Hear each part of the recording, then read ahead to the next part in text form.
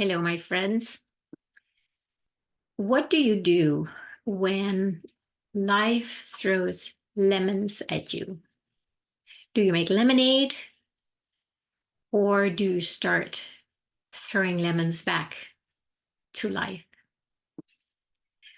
The reason I'm saying that today is because I've been going through, I think the last 2 months, it's been a really intense time where everything is just coming at me and breaking down and not working and falling apart and absolute insanity. So I've been taking many deep breaths, which is always helpful, and kind of listening to some of my own advice. What I share here is as much as I can not touch it, other than the necessary physical touching, such as fixing all the things that are falling apart and getting the right people out to help me with that. But I'm talking about the emotional touching. And that's been very difficult for me at times, but I always come back to here so I can see what is true. And I must say, it is easier when life is just flowing along. But the good thing about it happening in the way it has happened to me is that it forces me to let go and let go and let go and some more letting go to the point where it's like, okay, okay. So something in me softens because it's been so much. And then at a certain point, you just stop fighting it or battling it or thinking there's something wrong or whatever it is. So once I get to that point, every time I get to that point, then I can go inside and remember what is true. And just a few days ago, I found some notes that I have taken from some tapes by, her name was Michele Longo O'Donnell, and she's in the same frequency as Joel Goldsmith, very much a healer, very deeply steeped and grounded in the Bible, and not just as quotes, but as living realities. So when I found some of these notes just by coincidence the other day, I was just reading through some of them and it's like, God, this is just such a wonderful reminder. So I'm just moved to share some of them with you today and see if it resonates with you. I think it's really important that we have some things to lean back into when life throws lemons at us, that we don't get lost out there, throwing them back and fighting them, but that we can just go here. And it's always helpful to take a deep breath and then open up, to the flow. And then lo and behold, some of these quotes that I'm going to read to you, that those notes that I took, they just show up, right? And it's like, oh, this is really helpful. So I hope it will be for you also. And I also want to just say, I know that a lot of people are going through a lot of intensity right now. And, it's not new. We have done that for a long time. There are some really big energies happening. You may know about the solar eclipse tomorrow. You may have looked into it. You may have listened to some things. My sense is that it's just another deep cleanse that we are all going through. And the most important thing is to stay in the eye of the storm. And, if you find yourself twirling around, and I certainly have, as soon as I catch myself, you go back to the eye in the storm. I would actually say the letter I, because that is really who I am, who you are. And then allow I to show me what is true here. Because most of what we see, if not all, with our eyes, with our five senses, with our mind, that is an overlay. It's an overlay. Yeah. And that is happening in our mind. So we need to get still enough, let go of that overlay, and then be curious and open to what is really here. Show me. So I'm just going to read a few of these quotes that I wrote down. And I want to invite you to maybe just close your eyes and see how they land for you and if it resonates. These quotes are from a tape set that she had called The God That We Have Created.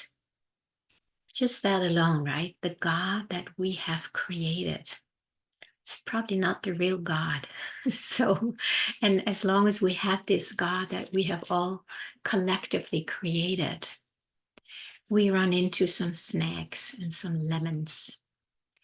So here she says a few things.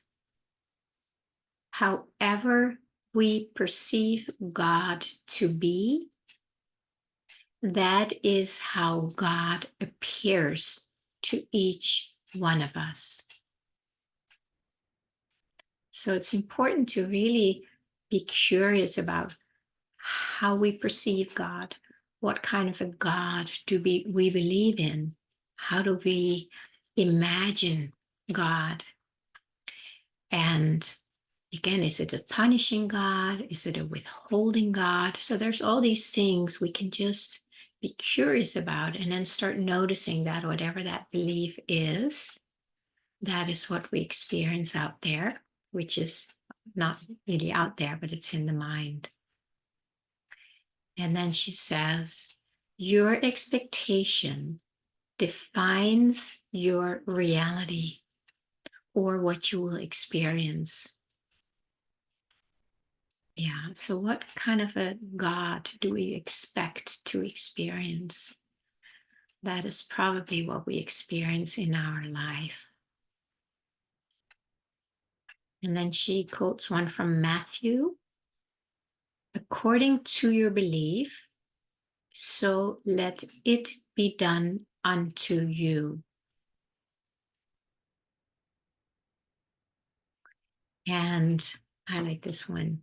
We are not random DNA, but instead a deliberate act of God. We're not random DNA, but we are a deliberate act of God.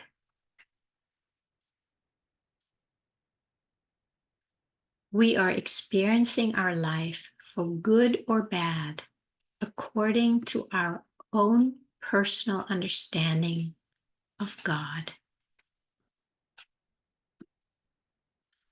And then another quote from Matthew. It is given unto you to know the mysteries of the kingdom of God. It is given, right? Do we believe in a God that just gives us? Or do we believe in a God that we will have to work really hard to get our needs met? Yeah. There's a few more. Oh yeah, this is one of my favorites.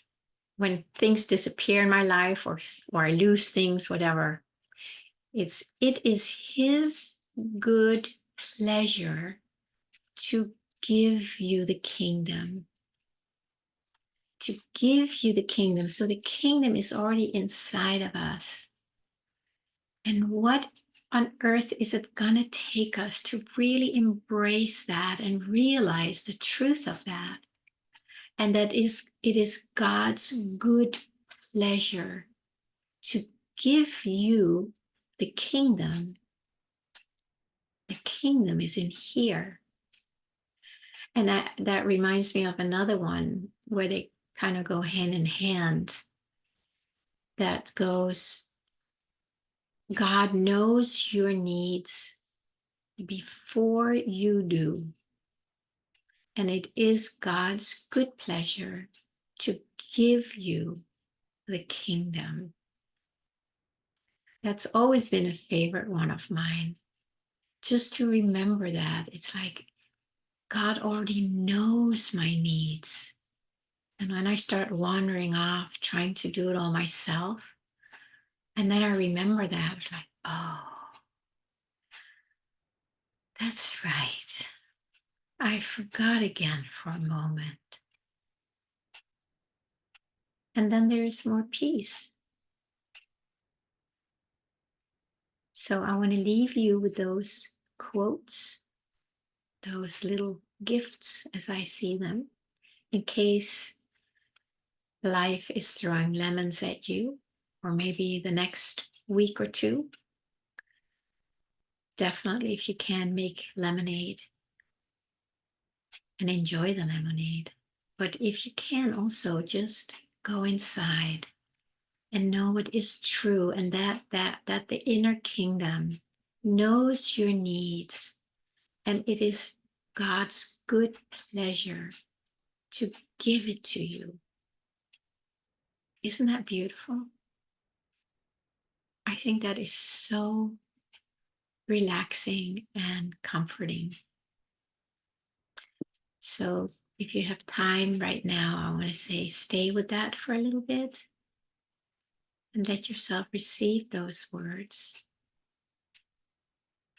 Just take them in because they're yours.